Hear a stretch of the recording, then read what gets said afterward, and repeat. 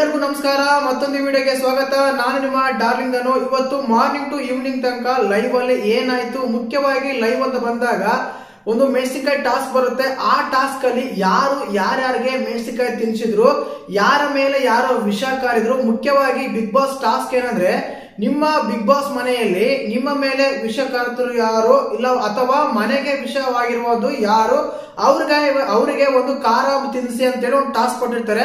ಮೆಣಸಿನಕಾಯಿ task promo ನೋಡಿರ್ತಾರೆ. ಮತ್ತೆ ಈ ಪ್ರೋಮೋದಲ್ಲಿ ಬಂದಾಗ ನಮ್ಗೆ ತೋರಿಸಿದ್ದು ಧ್ರುವಂತು, ಗಿಲ್ಲಿ, ರಕ್ಷಿತನ್ ಮಾತ್ರ ತೋರಿಸಿದ್ದು. ಮತ್ತೆ ಲೈವ್ ಅಲ್ಲಿ ನೋಡಿದಾಗ ಯಾರ್ಯಾರಿಗೆ ತಿಳಿಸಿದ್ರು ಮೆಣಸಿನಕಾಯಿ ಅಂತ ಮಾತಾಡೋಣ. ಮುಖ್ಯವಾಗಿ ಒಂದ್ ಹೇಳಕ್ ಇಷ್ಟಪಡ್ತೀನಿ, ಲೈವ್ ನೋಡಿದಾಗ ಇಟ್ಸ್ ಎ ಬಿಗ್ ಚೇಂಜ್ ಅಂತ ಹೇಳ್ಬೋದು. ಯಾಕಂದ್ರೆ ಸುಧೀರ್ ಆಗಿರ್ಬೋದು, ಜಾಹ್ನವಿ ಆಗಿರ್ಬೋದು, ಅಶ್ವಿನಿ ಆಗಿರ್ಬೋದು, ರಾಸಿಕ್ ಆಗಿರ್ಬೋದು, ದಿಕ್ಕುಪಾಲು ಅಂತ ಹೇಳ್ಬೋದು. ನಾವು ಇಷ್ಟು ದಿನಗಳ ಕಾಲ ಯಾವ್ದು ಗ್ರೂಪ್ ಇದೆ, ಗ್ರೂಪಿಸಮ್ ಇದೆ, ಇವ್ 4 ಜನ ಸೇರಿ ಮಾತಾಡ್ತಾರೆ, ಆ ರೀತಿ ಮಾತಾಡ್ತಾರೆ, ಈ ರೀತಿ ಮಾತಾಡ್ತಾರೆ ಅಂತೆಲ್ಲ ಎಕ್ಸ್ಪೆಕ್ಟ್ ಮಾಡಿದ್ವು. ಇಟ್ಸ್ ಎ ಬಿಗ್ ಚೇಂಜ್ ಅಂತ ಹೇಳ್ಬೋದು. ಸುಧೀರ್ ಆಗಿರ್ಬೋದು, ಅಶ್ವಿನಿ ಆಗಿರ್ಬೋದು, ರಾಸಿಕ ಅಂದ್ರೆ ಇಟ್ಸ್ ಎ ಬಿಗ್ ಚೇಂಜ್. ನಾವು ಊಹೆನೆ ಮಾಡಿರ್ಲಿಲ್ಲ ಇಂಥವ್ರು ಈ ರೀತಿ ಬದಲಾಗ್ತಾರ, ಈ ರೀತಿ ಮಾತಾಡ್ತಾರ ಅಂತ. ಆ ರೀತಿ ಎಲ್ಲ ಬದಲಾಗಿದ್ದಾರೆ. ಅಶ್ವಿನಿನೂ ಅಷ್ಟೇ. ಅಶ್ವಿನಿ ಮತ್ತು ಜಾಹ್ನವಿ ಅವರು ಒಂದು ಬಿಗ್ ಫೈಟ್ ಇದೆ. ಆ ಆರ್ಗ್ಯುಮೆಂಟ್ ಆದಾಗ ಗೊತ್ತಾಗಿರುತ್ತೆ. ಜಾಹ್ನವಿ ಅವರು ಅಶ್ವಿನಿ ಕೊಡ್ತಾರೆ, ಅಶ್ವಿನಿ ಜಾಹ್ನವಿ ಕೊಡ್ತಾರೆ ಒಂದು ಮೆಣಸಿನಕಾಯಿ. ಆ ಟೈಮಲ್ಲಿ ಆರ್ಗ್ಯುಮೆಂಟ್ ಇರುತ್ತೆ, ಬೆಂಕಿ ಅಂತ ಹೇಳ್ಬೋದು.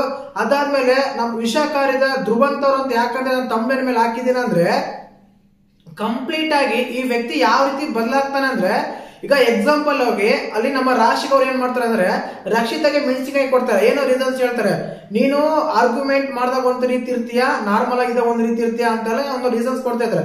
ಆ ಟೈಮಲ್ಲಿ ಏನಾಗ್ತದ್ರೆ, ಮೆಣಸಿನಕಾಯಿ ತಗೊಂಡು ರಾಶಿಗೆ ಅವರು ತಿಂತಾರೆ, ರಕ್ಷಿತಾ ತಿಂತಾರೆ.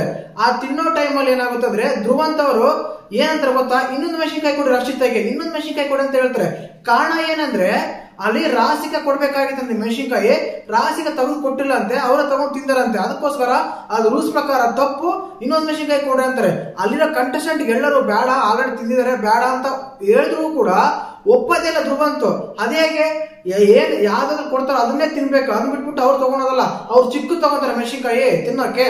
ಆ ರೀತಿ ಎಲ್ಲ ಬ್ಲೇಮ್ ಮಾಡ್ತಾನೆ. ನೋಡಿ, ಈ ವ್ಯಕ್ತಿ ಯಾವ ರೀತಿ ಬದಲಾಗ್ತಾನೆ ಅಂದ್ರೆ ಖಂಡಿತ ಅವ್ರು ಊಹೆ ಮಾಡಕ್ಕೆ ಆಗಲ್ಲ. ಈಗ ಮೆಣಸಿನಕಾಯಿ ತಿನ್ನೋದು ಕಾಮನ್, ಒಂದ್ ತಿಂದಿದ್ದಾರೆ, ಮತ್ತೆ ಇನ್ನೊಂದು ಕೊಡ್ಬೇಕಂತ ಏನಂದ್ರೆ ರೂಲ್ಸ್ ಬ್ರೇಕ್ ಮಾಡಿದಾರಂತೆ. ಅವ್ರು ಕೊಟ್ಟಿದ್ದು ತಿಂದಿಲ್ಲ, ರಾಶಿಕ ಇನ್ನೊಂದು ಕೊಡಿರಿ, ರಕ್ಷಿತ ಇನ್ನೊಂದು ಮೆಣಸಿನಕಾಯಿ ಕೊಡಂತ ಧ್ರುವಂತ್ ಹೇಳ್ತಾ ಇದಾರೆ. ಅಲ್ಲಿನ ಕಂಟೆಸ್ಟೆಂಟ್ ಎಲ್ಲರೂ ಇಗ್ನೋರ್ ಮಾಡಿದ್ರು, ಬೇಡವೇ ಬೇಡ ಅಂತ. ಇಷ್ಟೊಂದು ವಿಷಕಾರದ ಒಂದು ಕಂಟೆಸ್ಟೆಂಟ್ ಮೇಲೆ ಅಂತ ನನಗೆ ಅನ್ಸಿದ್ದೆ ಇವತ್ತು. ನೋಡಿ ಎಷ್ಟೊಂದು ಚೀಪ್ ಆಗಿ ಥಿಂಕ್ ಮಾಡ್ತಾರೆ, ಎಷ್ಟು ಚೀಪ್ ಆಗಿ ಮೆಂಟಾಲಿಟಿ ಇದೆ ಅಂದ್ರೆ ಅವ್ರಿಗೆ. ಈಗ ಮೆಣಸಿನಕಾಯಿ ತಿಂದ್ಬಿಟ್ಟಿದ್ದಾರೆ, ಇನ್ನೊಂದು ಕೂಡ ಅಲ್ಲಿ ಕೊಡೋರ್ಗೂ ಇಷ್ಟ ಇಲ್ಲ, ಎಲ್ಲಿ ರಾಸಿಕರಿಗೆ ಕೊಡೋಕೆ ಇಷ್ಟ ಇಲ್ಲ. ಮೆಣಸಿನಕಾಯಿ ತಿಂದಿದ್ರ ಬೇಡ ಅಂತ ಇದಾರೆ, ಆದ್ರೆ ಅಲ್ಲಿರೋ ಕಂಟೆಸ್ಟೆಂಟ್ಗಳು ಬೇಡ ಅಂತ ಇದಾರೆ. ಇವ್ ಧ್ರುವಂತ್ ಮಾತ್ರ ಕೊಡಿ ಅಂತ ಹೇಳ್ತಾ ಇದಾರೆ. ಆ ರೀತಿ ಸುಮಾರು ಘಟನೆಗಳು ನಡೆದಿದಾವೆ. ಮತ್ತೆ ಮೆಣಸಿನಕಾಯಿ ಯಾರು ಕೊಟ್ರೆ ಅಂತೆಲ್ಲ ಹೇಳ್ತೀನಿ, ಯಾವ ರೀಸನ್ಸ್ ಕೊಟ್ರೆ ಅಂತ ಹೇಳ್ತೀನಿ. ನಮ್ಮ ಗಿಲ್ಲಿ ಅಂತೂ ಬೆಂಕಿ ಅಂತ ಹೇಳ್ಬೋದು. ಯಾಕಂದ್ರೆ ಧ್ರುವಂತ್ ಆಗಿರ್ಬೋದು, ನಮ್ಮ ರಿಷಾಗೌಡ ಆಗಿರ್ಬೋದು, ಕೊಟ್ಟಿರೋ ರೀಸನ್ಸ್ ಒಂದು ಮುತ್ತ ಅಂತ ಹೇಳ್ಬೋದು. ಆಕ್ಚುಲಿ ಗಿಲ್ಲಿ ಇಷ್ಟ ಆಗದೆ ಇದಕ್ಕೆ. ಕೆಲವು ಸಲ ಕಾಮೆಂಟ್ ಮಾಡ್ತಾರೆ, ಓವರ್ ಇಲ್ಲ ಅಂತಲ್ಲ, ಬಟ್ ಆರ್ಗ್ಯುಮೆಂಟ್ ಅಂತ ಬಂದಾಗ, ರೀಸನ್ಸ್ ಅಂತ ಬಂದಾಗ ಕೊಡಬೇಕಾದ್ರೆ ಕರೆಕ್ಟ್, ಪರ್ಫೆಕ್ಟ್, ಎಕ್ಸಲೆಂಟ್ ಆ ರೀತಿ ಎಲ್ಲ ಕೊಡ್ತಾರೆ ರೀಸನ್ಸ್. ಮತ್ತೆ ಮಾತಾಡೋಣ, ಒಂದ್ ಕಡೆಯಿಂದ ಮಾತಾಡೋಣ, ಯಾರಿಗೆಲ್ಲ ಯಾರು ಕೊಟ್ಟಿದಾರೆ ಅಂತ. ವಿಡಿಯೋ ಇಷ್ಟ ಮಾತ್ರ ಲೈಕ್ ಮಾಡಿ, ಇನ್ನೂ ಲೈಕ್ ಆದ್ರೆ ಐಪ್ ಕೊಡಿ ಅಂತ ಹೇಳಕ್ ಇಷ್ಟಪಡ್ತೀನಿ.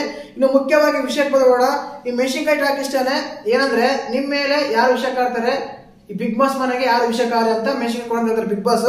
ಅದಾದ್ಮೇಲೆ ಮೊದಲನೇದಾಗಿ ರಕ್ಷಿತಾ ಬರ್ತಾರೆ. ರಕ್ಷಿತಾ ಬಂದ್ಮೇಲೆ ಇಲ್ಲಿ ಮುಖ್ಯವಾಗಿ ಧ್ರುವಂತ್ ಅವರು ಕೊಡ್ತಾರೆ ಮೆಣಸಿನಕಾಯಿ. ಯಾಕಂದ್ರೆ ಈ ವ್ಯಕ್ತಿ ನಕಲಿ, ಈ ವ್ಯಕ್ತಿ ಫೇಕು. ಯಾವ ರೀತಿ ಯಾವಾಗ ಹೇಗಿರ್ತಾರೋ ಗೊತ್ತಿಲ್ಲ, ನಾವು ಊಹೆ ಮಾಡಕ್ಕೂ ಆಗಲ್ಲ. ಆ ರೀತಿ ಎಲ್ಲ ಕೊಡ್ತಾ ಇದಾರೆ ಅಂತೇಳಿ ನಮ್ಮ ರಕ್ಷಿತ್ ಅವರು ಧ್ರುವಂತ್ ಅವರು ಕೊಡ್ತಾರೆ.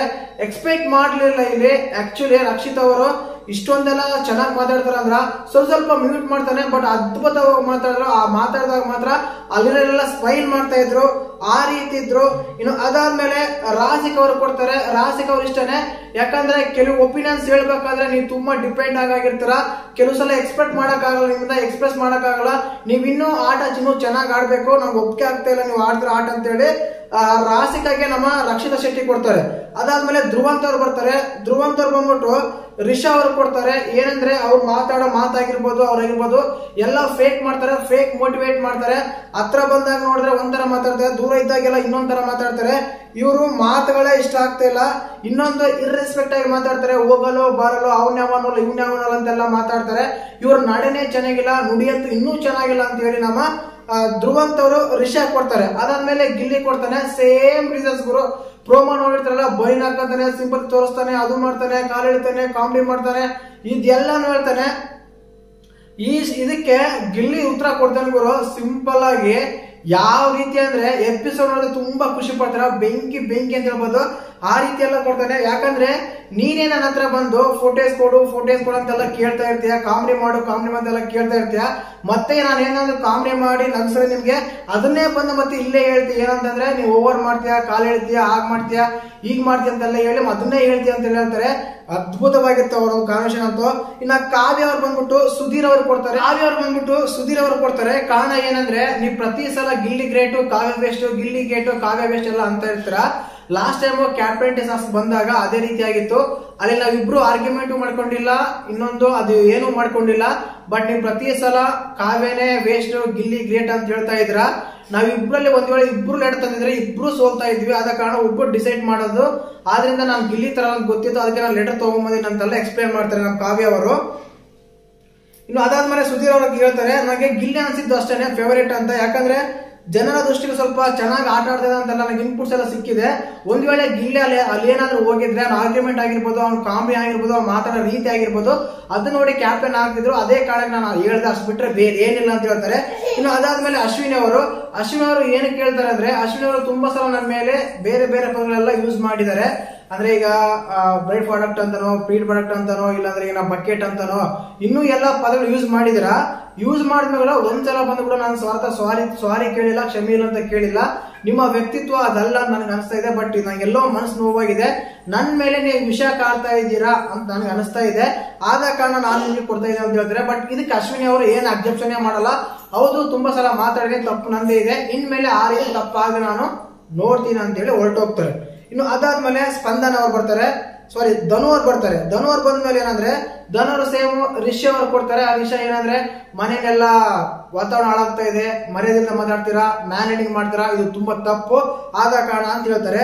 ಅದಾದ್ಮೇಲೆ ಅಶ್ವಿನಿ ಕೊಡ್ತಾರೆ. ಅದೇ ಕಲಾವಿದರ ಒಂದು ಟಾಪಿಕ್ ತಗೋತಾರೆ. ಕಲಾವಿದರು ಅಂತ ಹೇಳಿ ಮಾತು ತಿರುಗಿಸಿದ್ರಿ, ಅದು ಸತ್ಯ ಅಲ್ಲ, ಇದು ಸತ್ಯ.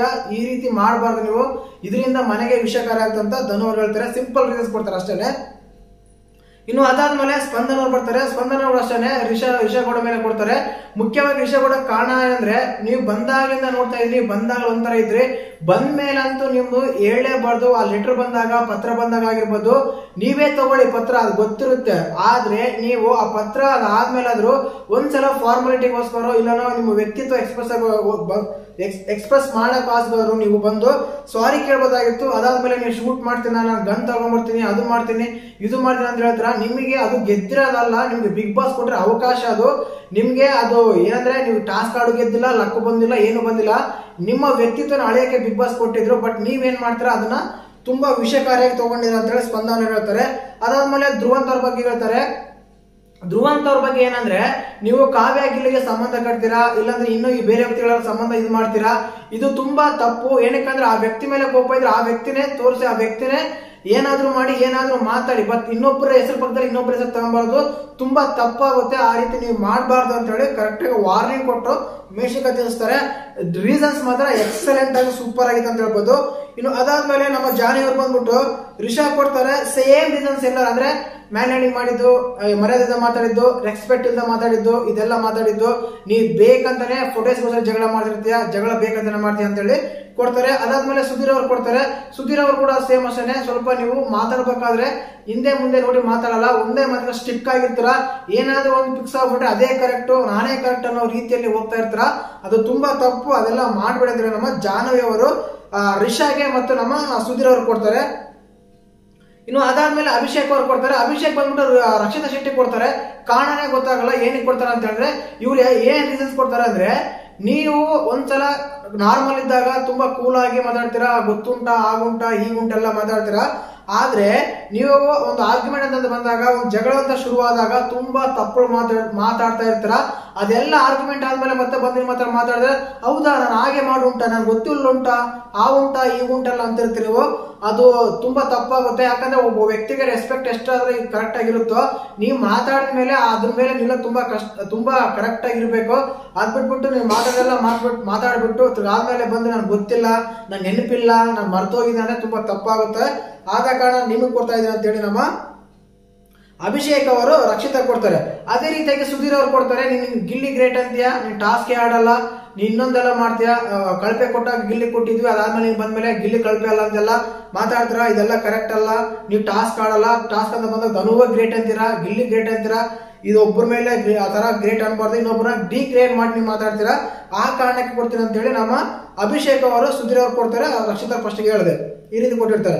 ಇನ್ನು ಮಾಡು ಬಂದ್ಬಿಟ್ಟು ಧ್ರುವಂತ್ ಅವ್ರಿಗೆ ಹೇಳ್ತಾರೆ. ಧ್ರುವಂತ್ ಅವ್ರಿಗೆ ಯಾಕಂದ್ರೆ ನೀವು ಸ್ಟಾರ್ಟಿಂಗ್ ಅಲ್ಲಿ 3 ವಾರ ಬಂದಾಗ ರಕ್ಷಿತಾ ಹತ್ರ ತುಂಬಾ ಕ್ಲೋಸ್ ಆಗಿದ್ರಿ, ತುಂಬಾ ಚೆನ್ನಾಗಿದೆ, ತುಂಬಾ ಚೆನ್ನಾಗಿ ಮಾತಾಡ್ತಾ ಇದ್ರಿ ಕೂಡ, ನಿಮ್ ಬಾಂಡಿಂಗ್ ಚೆನ್ನಾಗಿತ್ತು. ಇವಾಗ ನೋಡಿದ್ರೆ ನೀವು ರಕ್ಷಿತಾ ಮೇಲೆ ತುಂಬಾ ವಿಷಯ ಕಾಡ್ತಾ ಇದ್ರ, ತುಂಬಾ ಕೋಪ ತೋರಿಸ್ತಾ ಇದ್ರ, ಅದು ತುಂಬಾ ಅತಿ ಹೆಚ್ಚಾಗುತ್ತೆ, ಅತಿ ಆಯ್ತದು. ಈ ರೀತಿ ಯಾವ ಕಾರಣಕ್ಕಂತ ಗೊತ್ತಿಲ್ಲ, ಒಬ್ಬ ವ್ಯಕ್ತಿ ಮೇಲೆ ಆ ರೀತಿ ತೋರಿಸೋದು ತುಂಬಾ ತಪ್ಪಾಗುತ್ತೆ. ಆ ಕಾರಣಕ್ಕೆ ನಾನು ನಿಮ್ಗೆ ಮೆಣಸಿನಕಾಯಿ ಕೊಡ್ತೀನಿ, ತಿನ್ನಿ ಅಂತ ಹೇಳಿ ಕೊಡ್ತಾರೆ. ಅದಾದ್ಮೇಲೆ ಸುಧೀರ್ ಅವ್ರು ಕರೀತಾರೆ. ಸುಧೀರ್ ಅವ್ರು ಏನಂದ್ರೆ, ಮನೆಯಲ್ಲಿ ನಾನು ಮಲಗಿದ್ದಾಗ ಮಾಮೂಲಾಗಿ ಸುಮ್ಮನೆ ಕಣ್ಣು ಮುಚ್ಕೊಂಡಿದ್ದೆ, ಈ ಕಡೆಯಿಂದ ಬಂದಾಗ ಎಲ್ಲರೂ ಮಲಗ್ತಾರೆ, ಅದನ್ನೇ ನೀವು ಪಾಯಿಂಟ್ ಔಟ್ ಮಾಡಿ ಅದನ್ನೇ ತಗೊಂಡು ತುಂಬಾ ಹೈಲೈಟ್ ಮಾಡ್ತೀರಾ, ನೀವು ಕೆಲಸ ಮಾಡಲ್ಲ, ತಪ್ಸ್ಕೊಂಡು ತಿರ್ಗಾಡ್ತೀರಾ ಅಂತ ಹೇಳಿ ಕೊಡ್ತಾರೆ ಸುಧೀರ್ ಅವರಿಗೆ. ಅದಾದ್ಮೇಲೆ ರಘು ಅವರು ಅಶ್ವಿನಿ ಕೊಡ್ತಾರೆ. ಅಶ್ವಿನಿ ಅವರು ಏನಂದ್ರೆ ಸೇಮ್ ರೀಸನ್ಸ್ ಕೊಡ್ತಾರೆ. ಅಂದ್ರೆ ನೀವು ಮಾತು ಮ್ಯಾನಿಪುಲೇಟ್ ಮಾಡ್ತೀರಾ, ಮಾತು ತಿರುಗ್ತಾ ಇರ್ತೀರಾ, ಅಂದ್ರೆ ಹೇಳಿದ ಕರೆಕ್ಟ್ ಆಗಿರಲ್ಲ, ಇಲ್ಲೊಂದು ಮಾತಾಡಿದ್ರೆ ಹೊರಗಡೆ ಇನ್ನೊಂದು ಮಾತಾಡ್ತಾ ಇರ್ತೀರಾ. ಆ ವ್ಯಕ್ತಿ ಬಗ್ಗೆ, ಆ ವ್ಯಕ್ತಿ ಮುಂದೆ ಮಾತಾಡಿದ್ರೆ ಪ್ರಾಬ್ಲಮ್ ಇರಲ್ಲ, ಬಟ್ ಆ ವ್ಯಕ್ತಿ ಬಿಟ್ಟು ಬೇರೆ ಹತ್ರ ನೀವು ಮಾತಾಡ್ತೀರಾ, ಇದೆಲ್ಲೋ ತಪ್ಪು ಅನಿಸ್ತಾ ಇದೆ ಅಂತ ಹೇಳಿ ರಘು ಅವ್ರು ಬಂದ್ಬಿಟ್ಟು ಅಶ್ವಿನಿ ಅವ್ರು ಕೊಡ್ತಾರೆ.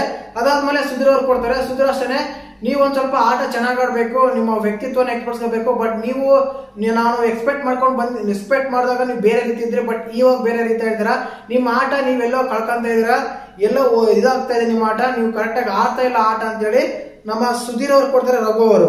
ಇನ್ನ ಬಂದ್ಮೇಲೆ ಸೂರಜ್ ಬಂದ್ಬಿಟ್ಟು ಧ್ರುವಂತ್ ಅವ್ರು ಕೊಡ್ತಾರೆ. ಧ್ರುವಂತ್ ಅವ್ರು ಸೇಮ್ ರೀಸನ್ಸ್ ಕೊಡ್ತಾರೆ. ಆದ್ರೆ ಈ ವ್ಯಕ್ತಿ ಮಾತ್ರ ಮೇಲೆ ಮಿಲ್ಲಲ್ಲ, ಯಾವಾಗ ಹೆಂಗ್ ಬಂದಾಗ್ತಾರೆ ಗೊತ್ತಿಲ್ಲ, ಏನ್ ಮಾತಾಡ್ತಾನೆ ಗೊತ್ತಿರಲ್ಲ. ಒಂದ್ಸಲ ಹೈಪ್ ಆಗಿರ್ತಾರ, ಒಂದ್ಸಲ ಕೂಲ್ ಆಗಿರ್ತಾರ, ಒಂದ್ಸಲ ಫುಲ್ ಆಕ್ಟಿವ್ ಆಗಿರ್ತಾರ, ಒಂದ್ಸಲ ಮೂಡ್ ಆಫ್ ಆಗಿರ್ತಾರ. ನಿಮ್ಮ ವ್ಯಕ್ತಿತ್ವ ಏನಂತ ಇದುವರೆಗೂ ನಮ್ಗೆ ತಿಳ್ಕೊಳಕ್ ಆಗಿಲ್ಲ, ವ್ಯಕ್ತಿತ್ವ ತಿಳ್ಕೊಳಕೋಸ್ಕರ ನಿಮಗೆ ಮೆಸೇಜ್ ಕೊಡ್ತೀನಿ ಅಂತ ಹೇಳ್ತಾರೆ. ಅದೇ ರೀತಿಯಾಗಿ ಅಶ್ವಿನಿ ಅವ್ರಿಗೂ ಕೊಡ್ತಾರೆ.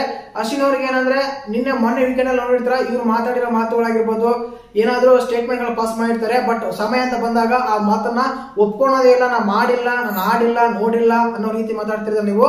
ಅದು ತುಂಬಾ ತಪ್ಪು ಮೇಡಮ್, ನೀವು ಈ ರೀತಿ ಮಾತಾಡಿದ್ರೆ ಅಂತ ಹೇಳಿ ಸೂರಜ್ ಅವರು ಕೊಡ್ತಾರೆ. ಸೂರಜ್ ಅವರು ಧ್ರುವಂತ ಅಶ್ವಿನಿ ಕೊಡ್ತಾರೆ. ಅದಾದ್ಮೇಲೆ ರಿಷಾ ಅವ್ರು ಗಿಲ್ಲಿಗೆ ಕೊಡ್ತಾರೆ. ಇಲ್ಲಿ ನೋಡಿ, ತಪ್ಪು ಮಾಡಿರೋದವರು, ಇದೆಲ್ಲ ಮಾಡಿರೋದವರು ಬಕೆಟ್ ಕೊಡ್ದಂಗೆ bucket first of all bucket ಕೊಡ್ಲಿಲ್ಲ, ಬುಡೋನಂದಿರ್ತ ಸ್ಟಾರ್ಟ್ ಆಗುತ್ತೆ, ಅವರಿಂದ ಸ್ಟಾರ್ಟ್ ಆಗುತ್ತೆ, ಅವರಿಂದ ಇದಾಗುತ್ತೆ, ಮ್ಯಾನೇಡಿಂಗ್ ಎಲ್ಲ ಆಗುತ್ತೆ. ಇಷ್ಟಾದ್ಮೇಲೂ ಕೂಡ ಗಿಲ್ಲಿ ಮೇಲೆ ಕೋಪ ಹೋಗಿಲ್ಲ. ಏನಂತಂದ್ರೆ, ನೀನು ಕಾಮಿಡಿ ಮಾಡ್ತೀಯಾ, ಹೆಚ್ಚು ಮಾಡ್ತೀಯಾ, ಕಾಲ್ ಎಳಿತೀಯಾ, ಒಬ್ಬರನ್ನ ಕೆಳಗ್ ಮಾಡಿ ಮಾತಾಡ್ತೀಯಾ, ಇನ್ನೇನೋ ಮಾತಾಡ್ತೀಯಾ ಅಂತೆಲ್ಲ ಹೇಳ್ತಾರೆ. ಆ ಕಾರಣಕ್ಕೆ ನಾನು ನಿನ್ನಿಂದನೇ ಜೈಲಿಗೆ ಇದ್ದೀನಿ, ನಿನ್ನಿಂದನೇ ನನಗೆ ರೆಡ್ ಕಾರ್ಡ್ ಬಂತು, ಬ್ಲೂ ಕಾರ್ಡ್ ಬಂತೆಲ್ಲ ಹೇಳ್ತಾರೆ. ಅದಕ್ಕೆ ಗಿಲ್ಲಿ ಸರಿಯಾಗಿ ಉತ್ತರ ಕೊಡ್ತಾನೆ. ನಿನಗೆ ಬೇಕಾದಾಗ ಬಂದು ನನ್ನ ಹತ್ರ ಮಾತಾಡ್ತೀಯಾ, ಕಾಮಿಡಿ ತಗೊಂತೀಯಾ, ನಗ್ತೀಯಾ, ಸ್ಮೈಲ್ ಮಾಡ್ತೀಯಾ, ಎಂಜಾಯ್ ಮಾಡ್ತೀಯಾ. ಬಟ್ ನಿನಗೆ ಯಾವಾಗ ಬೇಕಾಗಲ್ಲೋ, ನಿನಗೆ ಯಾವಾಗ ನನಗೆ ಬೇಕಿಲ್ಲೋ ಆವಾಗ ನೀನು ಇಂಥ ಸ್ಟೇಟ್ಮೆಂಟ್ ಗಳೆಲ್ಲ ಪಾಸ್ ಮಾಡ್ತಾ ಇರ್ತೀಯ. ಇದು ತುಂಬಾ ತಪ್ಪಾಗುತ್ತೆ. ನಿಂಗೆ ಅಷ್ಟು ಇಲ್ಲ ಅಂದ್ರೆ ನನ್ನ ಹತ್ರ ಬರ್ಲೇಬೇಡ, ನನ್ನ ಹತ್ರ ಮಾತಾಡಲೇಬೇಡ.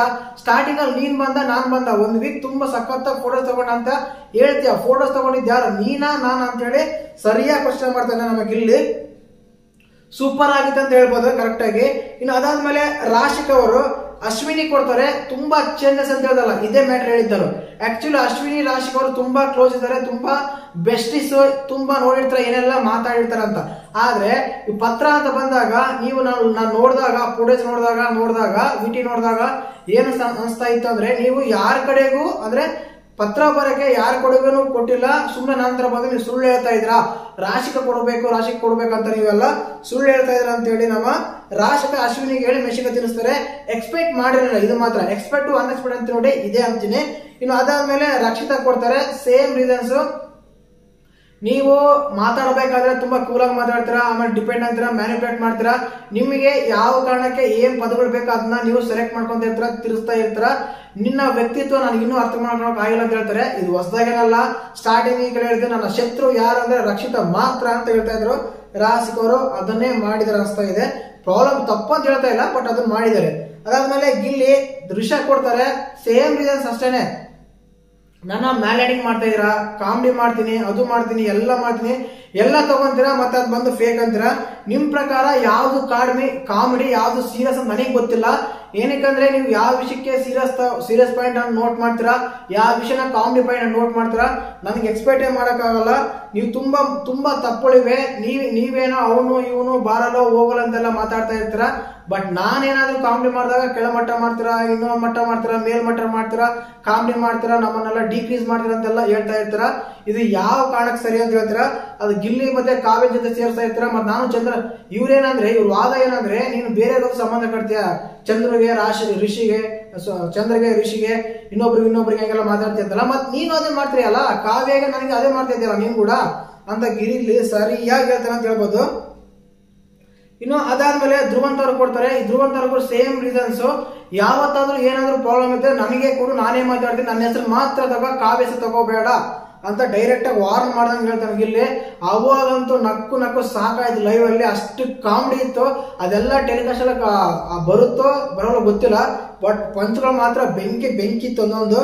ಸುಧೀರ್ ಇದು ಎಕ್ಸ್ಪೆಕ್ಟ್ ಮಾಡಿರಲ್ಲ ಗುರು. ನಾನು ಸುಧೀರ್ ಅವ್ರು ಅಶ್ವಿನಿ ಹೇಳ್ಕೊಡ್ತಾರೆ ಏನಂತ ಗೊತ್ತಾ, ನೀವು ನಾನು ಗಿಲ್ಲಿ ಬಗ್ಗೆ ಹೇಳಿದ್ದು ವಿನ್ನರ್ ಅಂತಲ್ಲನೋ ಇನ್ನೊಂದಂತಲ್ಲನೋ, ಕಾಮನ್ ಆಗಿ ಅವ್ರು ಚೆನ್ನಾಗಿ ಆಡ್ತಾರೆ, ಚೆನ್ನಾಗಿದ್ದಾರೆ ಅಂತ ಹೇಳಿದ್ದು. ನೀವು ಅದನ್ನೇ ಬೇರೆ ರೀತಿಯಾಗಿ ಪೋಟ್ರೆ ಮಾಡಿ ಬೇರೆ ರೀತಿಯಾಗಿ ಮಾತಾಡ್ತಾ ಇರ್ತೀರಾ. ನೀವು ಜಾಹ್ನವಿ ಹತ್ರ ಮಾತಾಡಿದ್ರೆ ಜಾಹ್ನವಿ ಹತ್ರನೇ ಮಾತಾಡ್ಬೋದು.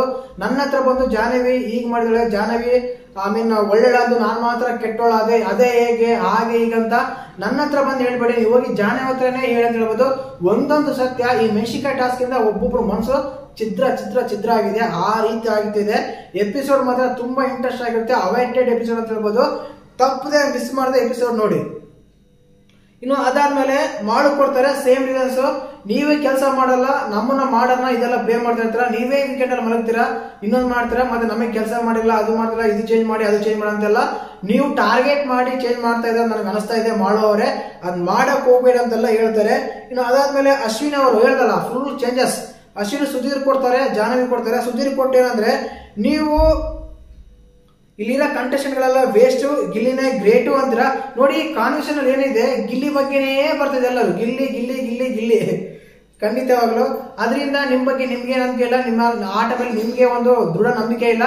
ಆದ ಕಾರಣ ನೀವು ವಿಷಕಾರ್ಯ ಅಂತ ಕೊಡ್ತಾರೆ. ಜಾಹ್ನವಿ ಅಷ್ಟೇ, ನಾನ್ ಮಾತ್ರ ಕೆಟ್ಟೊಳದೆ, ನೀನ್ ಮಾತ್ರ ಒಳ್ಳೆಳಾದೆ, ಅದು ನೀನ್ ಕೇವಲ ರಕ್ಷಿತ ಹತ್ರ ಹೋಗಿ ಒಳ್ಳೆಯ ಮಾತುಗಳನ್ನ ಮಾತಾಡಿ ತುಂಬಾ ಕ್ಲೋಸ್ ಆಗಿ ಮಾಡಿ ಹೀಗ್ ಮಾಡಿ ನೀವು ಒಳ್ಳೆಯರಾಗಿದ್ರೆ, ನನ್ನನ್ನು ಮಾತ್ರ ಕೆಟ್ಟ ಮಾಡಿರ ಅಂತ ಹೇಳಿ ರೀಸನ್ಸ್ ಹೇಳಿ ನಮ್ಮ ಅಶ್ವಿನಿ ಜಾಹ್ನವಿ ಕೊಡ್ತಾರೆ.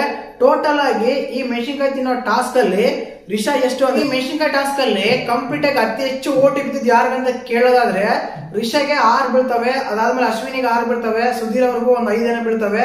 ಅದಾದ್ಮೇಲೆ ಧ್ರುವಂತವ್ರಿಗೂ 4-5 ಬೀಳ್ತವೆ. ಕಂಪ್ಲೀಟ್ ಆಗಿ ಈ ಮೆಣಸಿನಕಾಯಿ ಟಾಸ್ಕ್ ಟಾರ್ಗೆಟ್ ಆಗಿದ್ದು ಮಾತ್ರ ಅಶ್ವಿನಿ ಗೌಡ ಅವರು ಮತ್ತೆ ರಿಷಾ ಅಂತಾನೆ ಹೇಳ್ಬೋದು, ಸುಧೀರ್ ಅಂತ ಹೇಳ್ಬೋದು. ಈ ಮೂವರಿಗೆ ಸುಮಾರಾಗಿ 6 ಜನ ಮೆಣಸಿನಕಾಯಿ ತಿನ್ನಿಸ್ತಾರೆ. 6 ಮೆಣಸಿನಕಾಯಿ ತಿಂದು ಅವರ ಪಾಡು ಕಟ್ಟುಪಾಡು ಅಂತ ಹೇಳ್ಬೋದು. ಆ ರೀತಿಯಾಗಿತ್ತು ಲೈವ್ ಅಪ್ಡೇಟ್.